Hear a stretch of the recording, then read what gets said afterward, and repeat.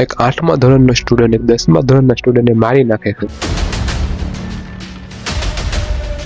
સ્કૂલમાં પાણીનો ટાંકો બોલાવે છે અને તે બધું જે લોહી હતું તે બધું સાફ કરી નાખે છે.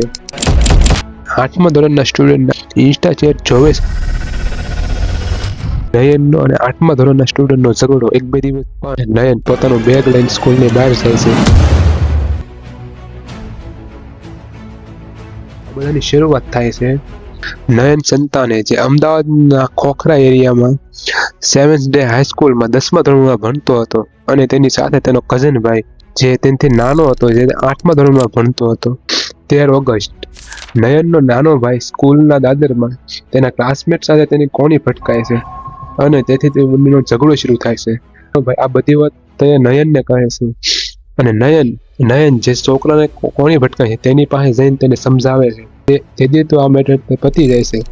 પણ પછી 6 દી પછી 19 ઓગસ્ટ નયન રોજની જેમ સ્કૂલ જાય છે. આખો દી તો તેની સાથે કાંઈ નથી થતું, પણ જ્યારે સ્કૂલમાં રજા પડે છે નયન પોતાનું બેગ લઈને સ્કૂલની બહાર જાય છે. પણ થોડાક સમય પછી તે પાછો આવે છે અને તેના કપડાં આખા લોહીવા બગડ્યા હોય છે. તે જમીન પર પડી જાય છે. ધ ટાઈમ્સ ઓફ ઇન્ડિયાની રિપોર્ટને અનુસાર નયન 15 થી 30 મિનિટ સુધી જમીન પર પડ્યો રહેશે. સ્કૂલનું સ્ટાફ એ તો ટીચરના ઊભા રહીને જોવે છે આ બધું, પણ કોઈ મદદ કરવા નથી આવતું. અને જ્યારે નયનના મમ્મીને બધી વાત ખબર પડે છે ત્યારે તે સ્કૂલ આવે છે અને તે પોતે જ તે બહાર જઈને રિક્ષા લાવે છે અંદર, અને તેના મમ્મી અને 2-3 સ્ટુડન્ટ થઈને તેને રિક્ષામાં બેસાડે છે અને મણિગઢના પ્રાઇવેટ હોસ્પિટલમાં તેને લઈ જાય છે, જ્યાં તેને 1 થી 2 કલાક તેની સારવાર કરે છે. તે છતાં તે નથી બચી શકતો. कम 100 से 150 जन का सिक्योरिटी का स्टाफ था और स्कूल मैनेजमेंट भी सब हाजिरी थे वहाँ पे, लेकिन किसी ने भी मेरे बच्चे को हाथ भी नहीं लगाया.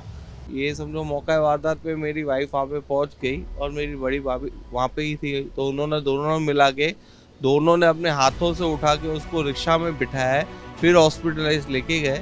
इस पर उससे बड़ी गलती स्कूल वालों की भी है. उन्होंने टाइम पे हॉस्पिटल नहीं पहुंचाया, हमको कोई सपोर्ट नहीं मिला. मेरी देरानी ने, मैंने उठाया, फिर 2-3 लड़के स्कूल के आए, उन्होंने उठा के ऑटो में रखवाया. ऑटो भी मैं बाहर करवाने गई. તો તે દી નયન સાથે શું થયું? તે દી જ્યારે નયન સ્કૂલની બહાર આવે છે, થોડીક જ દૂર જાય છે તો 8મા ધોરણનો સ્ટુડન્ટ તેને ઊભો રાખે છે અને તેની સાથે બીજો પણ સ્ટુડન્ટ એક હતો જે 4 મહિના પહેલા જ તે એડમિશન લીધું હતું.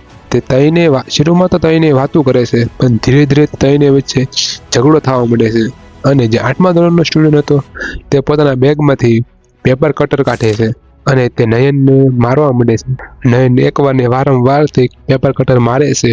પછી નયન ઘાયલ થઈ સ્કૂલમાં પાછો જાય છે અને તેના જમીન ઉપર જઈને પડી જાય છે. અને જ્યારે ઇન્વેસ્ટિગેશન કરે છે ત્યારે જે 8મા ધોરણના સ્ટુડન્ટ ઇન્સ્ટા ચેટ જોવે છે ત્યારે તે તેના ભાઈબંધ સાથે એવી નોર્મલ વાત કરે છે કે એને કંઈ કર્યું જ ન હોય, કે એને માર્યા પછી થોડોક અફસોસ ન હોય, એવી રીતે વાત કરે છે. અને ઇન્વેસ્ટિગેશનમાં એ પણ ખબર પડે છે કે નયનનો અને 8મા ધોરણના સ્ટુડન્ટનો ઝઘડો એક બે દિવસ જૂનો નહોતો, પણ 3 થી 4 વર્ષ જૂનો હતો. હર રોજ નાની મોટો ઝઘડો કરતા, પણ સ્કૂલમાં તે બંનેને સમજાવતા, ગયા મેળવતા અને આ વાત ત્યાં જ પૂરી કરી દેતા. પણ જો જ્યારે સ્કૂલમાં ચારે જ તે બંનેના મમ્મી પપ્પાને કે આ જાત થયું તે ન થાત. અને એ પણ ખબર પડે કે જ્યારે નયનને હોસ્પિટલ લઈ જાય ત્યારે સ્કૂલમાં પાણીનો ટાંકો બોલાવે છે અને તે બધું જે લોહી હતું તે બધું સાફ કરી નાખે છે. આથી ઘણા સબૂત પણ સાફ થઈ જાય છે. स्कूल के अंदर जो भी दाग खून के थे वो लोग ने पानी का टैंकर मंगा के वो पूरे दाग धो दिए, साफ कर दिए और सीसीटीवी कैमरा में से भी फुटेज गायब हो गई है. અને હજી હાલમાં સ્કૂલના પ્રિન્સિપલ ફરાર છે, તે પણ ભાગી જાય છે. અને આ બધું થઈ આપણે સ્કૂલની બહાર ઘણા લોકો નારા લગાડે છે, હલ્લો બહુ કરે છે અને એ ભીડ સ્કૂલની અંદર વહી જાય છે અને નાનું બધું ફર્નિચર તોડી નાખે છે, ક્લાસરૂમ ને બધું ને, જેથી પોલીસ ઉપર બહુ પ્રેશર બને છે.